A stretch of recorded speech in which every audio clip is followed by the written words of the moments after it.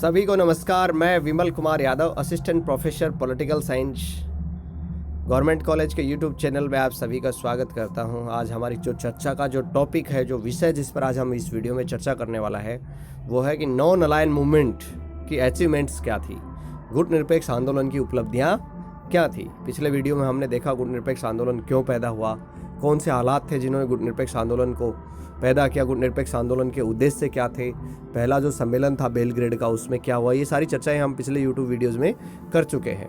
ये जो टॉपिक है ये BA थर्ड ईयर और MA प्रीवियस में जो पुस्तक चलती है, अंतर्राष्ट्रीय संबंध या अंतर्राष्ट्रीय राजनीति, उस पुस्तक के सिलेबस का हिस्सा तो है ही। इसके अलावा जो विद्यार्थी विभिन्न प्रतियोगी परीक्षाओं की तैयारी कर रहे हैं, उन विद्यार्थियों के लिए भी ये समान रूप से उपयोगी है। एग्जाम में जो क्वेश्चन आता है वो आता है गुट निरपेक्ष आंदोलन की उपलब्धियाँ बताइए। ये क्वेश्चंस एग्जाम में कई बार आया हुआ है, BA थर्ड ईयर में भी और MA प्रीवियस में भी आया है। एक बड़ा क्वेश्चन इससे आता है। तो आज हम बात करते हैं गुट निरपेक्ष आंदोलन की उपलब्धियों के बारे में। दरअसल गुट निरपेक्ष आंदोलन अब तक एक विश्व आंदोलन ने पहले बताया था आपको कि बेलग्रेड यूगोस्लोविया में जो पहला सम्मेलन हुआ था तो उसमें विश्व के 25 देशों ने भाग लिया था, लेकिन आज इसकी संख्या बढ़कर 120 हो गई है। आज गुट निरपेक्ष आंदोलन के 120 देश जो हैं सदस्य हैं और इसका कार्यक्रम का जो क्षेत्र है वो भी बढ़ गया है, इसका दायरा भी काफ़ी बढ़ गया है। आज ये विभिन्न मुद्दों पर विश्व राजनीति में संघर्ष कर रहा है, नवीन चुनौतियों से निपट रहा है। जैसे हरारे जो था जिम्बाब्वे में 1986 में, वहाँ शिखर सम्मेलन हुआ और वहाँ पे नवीन अंतर्राष्ट्रीय अर्थव्यवस्था स्थापित करने की मांग की गई। तो आपको याद रखना पड़ेगा कि नवीन अंतर्राष्ट्रीय अर्थव्यवस्था की मांग कौन से सम्मेलन में हुई थी? हरारे सम्मेलन में 1986 में। इसके अलावा आतंकवाद के विरुद्ध विश्वव्यापी संघर्ष छेड़ने पर भी आज गुट निरपेक्ष आंदोलन के द्वारा कहा जा रहा है। 1989 में जो बेलग्रेड में जो सम्मेलन हुआ उसके अंदर पर्यावरण संरक्षण की बात की गई। गुट निरपेक्ष आंदोलन के जितने भी सदस्य देश थे उन्होंने ओजोन परत में छेद, परमाणु छिज्जत, बड़े पैमाने पर हो रही वनों की कटाई, मिट्टी के कटाव, इन सब के बारे में चिंता व्यक्त करते हुए इस सब से निपटने के लिए कदम उठाने पर सहमति व्यक्त की थी।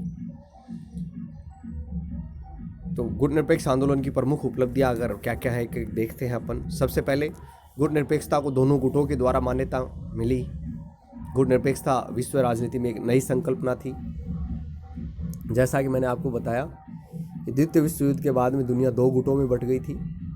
एक गुट संयुक्त राज्य अमेरिका का था, दूसरा सोवियत संघ का साम्यवादी गुट था। तो जो एक गुट निरपेक्ष देश थे उनको शुरू में इस बात से जूझना पड़ा कि इन देशों को, दोनों गुटों को कैसे समझाया जाए कि गुट निरपेक्षता क्या है और अंतर्राष्ट्रीय संबंधों में इसे एक नई और स्वतंत्र संकल्पना के रूप में मान्यता कैसे दिलाई जाए। शुरू में दोनों ही गुटों ने गुट निरपेक्ष देशों पर अविश्वास किया। पश्चिम गुट की बजाय पूर्वी गुट को शुरू में अविश्वास ज़्यादा था, साम्यवादी गुट को ज़्यादा अविश्वास था। उनका मानना ये था कि गुट निरपेक्ष देश, जिसमें भारत भी शामिल हैं, उनकी गुट निरपेक्षता एक ढोंग है। कोई तीसरा रास्ता इस दुनिया में नहीं है। रास्ता केवल दो ही हैं कि या तो आप पूंजीवादी खेमे में जाओ या साम्यवादी खेमे में। गुट निरपेक्षता तो एक षड्यंत्र या एक ढोंग मात्र है। दोनों ही गुट ये मानते थे कि जो गुट निरपेक्षता का जो आवरणीय देश ओढ़े हुए हैं ये वास्तव में गुप्त रूप से किसी दूसरे गुट के साथ मिले हुए हैं, यानी वो उनको गुट निरपेक्ष मानने को तैयार नहीं थे। धीरे धीरे गुट निरपेक्ष देशों के दृष्टिकोण में परिवर्तन आया।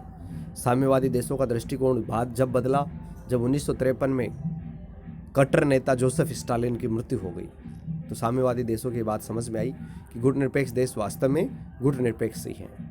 सोवियत कम्युनिस्ट पार्टी की जो 1956 में जो कांग्रेस की बैठक हुई उसमें ये बात कही कि गुट निरपेक्ष देश वास्तव में स्वतंत्र हैं, और उन्होंने ये महसूस भी किया कि विश्व की मूलभूत जो समस्याएं हैं, उपनिवेशवाद, साम्राज्यवाद, रंग भेद, विकसित देशों के द्वारा किया जाने वाला शोषण, इन सब के बारे में सोवियत संघ और गुट निरपेक्ष देशों के एक से विचार हैं। पश्चिमी गुट जो था उसने तो मान्यता बहुत लेट दी, 7वें दशक में जाके मान्यता दी।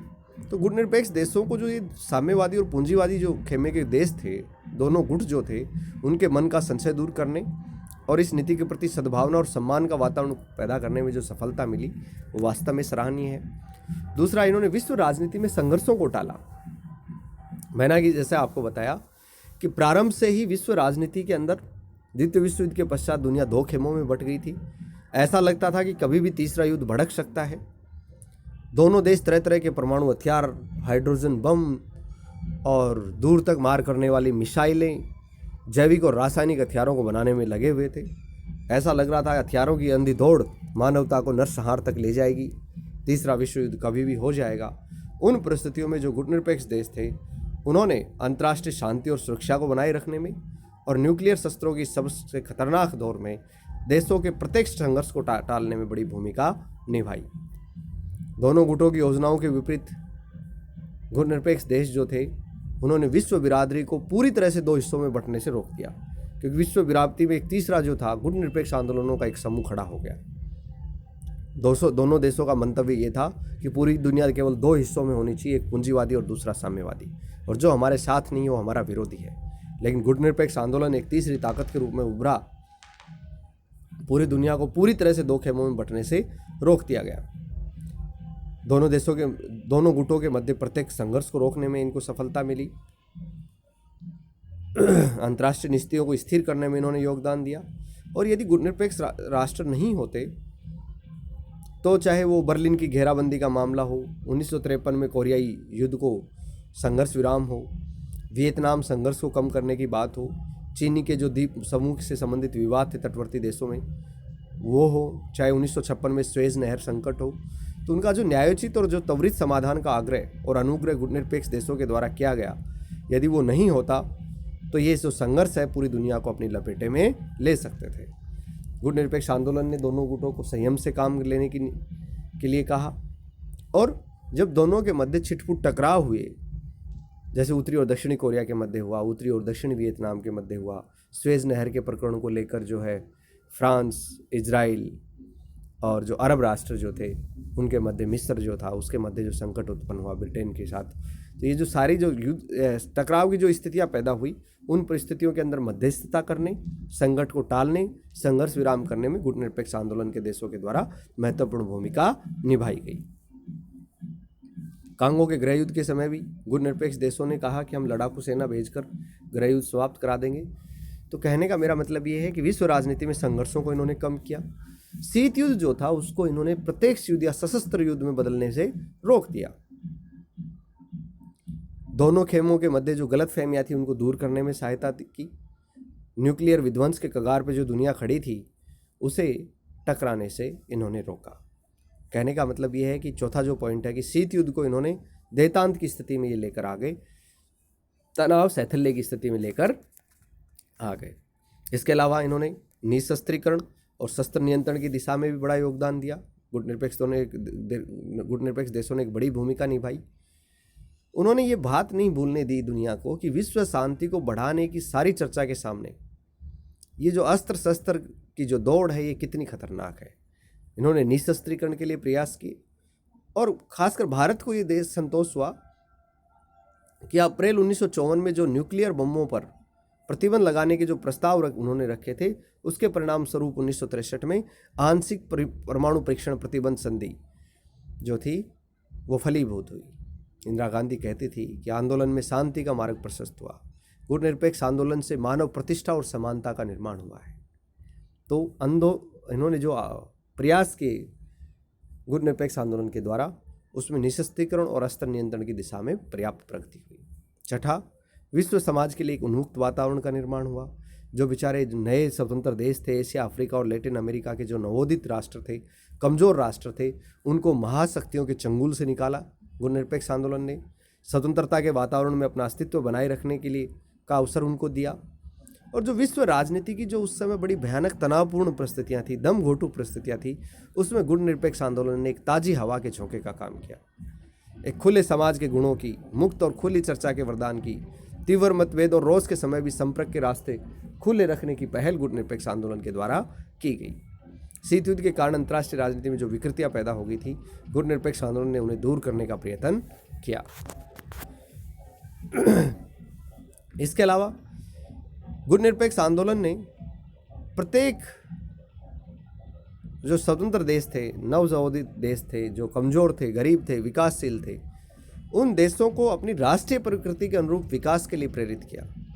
उन्होंने कहा कि जरूरी नहीं आप पूंजीवादी आदर्श अपनाओ, जरूरी नहीं आप साम्यवादी आदर्श अपनाओ, आप पर कोई आदर्श थोपा नहीं जाएगा। आप अपनी राष्ट्रीय प्रकृति के अनुरूप चाहे तो मिश्रित अर्थव्यवस्था अपनाएं, चाहे तो पूंजीवादी अपनाएं, चाहे समाजवादी अपनाएं, आप किसी भी मार्ग का अवलंबन करने के लिए स्वतंत्र हैं। कोई विचारधारा आप पर थोपी नहीं जाएगी। जैसे भारत ने जो है लोकतांत्रिक समाजवादी ढांचे का आविष्कार किया, अरब राष्ट्रों ने अरब समाजवाद का आविष्कार किया, उस व्यवस्था को इन्होंने अपनाया। तो अपनी प्रकृति और अपनी आवश्यकताओं के अनुरूप प्रत्येक गुटनिरपेक्ष देश किसी व्यवस्था को अपनाने के लिए स्वतंत्र था। 8वां, इन्होंने संयुक्त राष्ट्र संघ के स्वरूप को रूपांतरित किया। संयुक्त राष्ट्र संघ के दृष्टिकोण में इन्होंने बदलाव किया। संयुक्त राष्ट्र संघ जो दोनों महाशक्तियों के मध्य संघर्ष का एक अखाड़ा बन चुका था, उसे विश्व राजनीति के अंदर, विश्व और शांति और सुरक्षा के अंदर एक अहम भूमिका निभाने के लिए प्रेरित किया। संयुक्त राष्ट्र संघ को छोटे छोटे राज्यों के बीच शांति कायम रखने वाले संगठन से एक ऐसे संगठन में बदलने में सहायता दी जिससे छोटे राष्ट्र बड़े राष्ट्रों पर नियंत्रण रख सके। संयुक्त राष्ट्र संघ महासभा का महत्व इन्होंने बढ़ाया, क्योंकि संयुक्त राष्ट्र संघ महासभा में सभी राष्ट्रों का महत्व समान होता है, सभी का प्रतिनिधित्व भी समान होता है।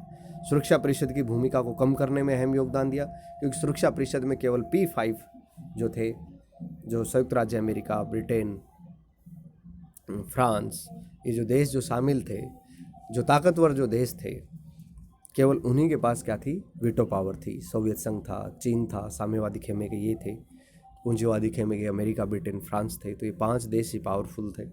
लेकिन इसने सुरक्षा परिषद की बजाय महासभा को ताकतवर करने में गुटनिरपेक्ष आंदोलन ने अहम भूमिका निभाई, क्योंकि उन्होंने विश्व राजनीति की ज्वलंत समस्याओं पर बड़े जोर जोर से अपना पक्ष रखा। विकासशील राष्ट्रों के मध्य आर्थिक संबंधों की बुनियाद भी रखी गई। कोलंबो सम्मेलन में तो इस बात पर बल दिया गया कि गुटनिरपेक्षता का जो प्रमुख आधार है वो ये है कि गुटनिरपेक्ष राष्ट्रों के मध्य अधिकाधिक आर्थिक संबंध स्थापित हों, आर्थिक सहयोग के लिए प्रत्येक संभव प्रयास किया जाए।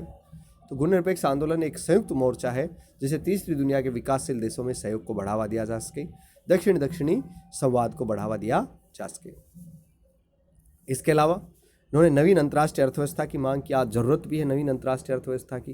गुटनिरपेक्ष देश आज बड़ी तेजी से एक हो रहे हैं, क्योंकि विकसित देशों के द्वारा उनके शोषण के नए रास्ते खोज लिए गए हैं। मुक्त बाजार, वैश्वीकरण, खुली प्रतिस्पर्धा के नाम पर जो है विकासशील देशों को तैयार माल के बाजार, कच्चे माल के स्रोत और सस्ते श्रमिकों के साधन के रूप में जो इस्तेमाल किया जा रहा है, उसका आज गुटनिरपेक्ष आंदोलन के द्वारा विरोध किया जा रहा है कि विश्व अर्थव्यवस्था में व्यापार के नियम जो हैं वो विकासशील देशों के अनुरूप होने चाहिए, विकासशील देशों के शोषण के कारण वो नहीं बनने चाहिए।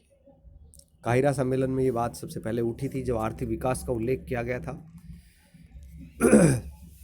जो अल्जीरियस का जो गुटनिरपेक्ष शिखर सम्मेलन था, उसमें इस बात का प्रस्ताव पारित किया गया कि संयुक्त राष्ट्र संघ महासचिव से कहा जाए कि उच्च राजनीतिक स्तर पर महासभा का विशेष अधिवेशन बुलाया जाए, जिसमें न केवल विकास समस्याओं पर विचार विमर्श हो, बल्कि एक नवीन अंतर्राष्ट्रीय अर्थव्यवस्था की बात उसमें की जाए। अल्जीरियस सम्मेलन अनसुना नहीं रहा। गुटनिरपेक्ष देशों की इस पहल पर 1974 में संयुक्त राष्ट्र महासभा का 6वां विशेष अधिवेशन बुलाया गया और 1 मई 1974 को नई अंतर्राष्ट्रीय अर्थव्यवस्था स्थापित करने की घोषणा की गई और एक कार्रवाई योजना के ऐतिहासिक प्रस्ताव पारित किए गए। ये अल्जीरियस सम्मेलन की विशेष सफलता थी कि यूएनओ की महासभा ने नवीन अंतर्राष्ट्रीय अर्थव्यवस्था की स्थापना करने का प्रस्ताव पारित किया ताकि विकासशील देशों को नव उपनिवेशिक शोषण से बचाया जा सके। क्वेश्चन जो इससे बनता है वो ये है कि गुटनिरपेक्ष आंदोलन की उपलब्धियां क्या थी, वो बताइए। ये क्वेश्चन एग्जाम में कई बार आया हुआ है। गुटनिरपेक्ष आंदोलन की उपलब्धियों का वर्णन कीजिए, आपको याद करना है। कोई समस्या हो तो आप यूट्यूब के कमेंट बॉक्स में लिख सकते हैं, या कॉलेज का जो व्हाट्सएप ग्रुप है उसमें आप अपनी समस्या भेज सकते हैं। उसका उचित समाधान करने का प्रयास मेरे द्वारा किया जाएगा। आप सभी का बहुत बहुत धन्यवाद, बहुत बहुत आभार।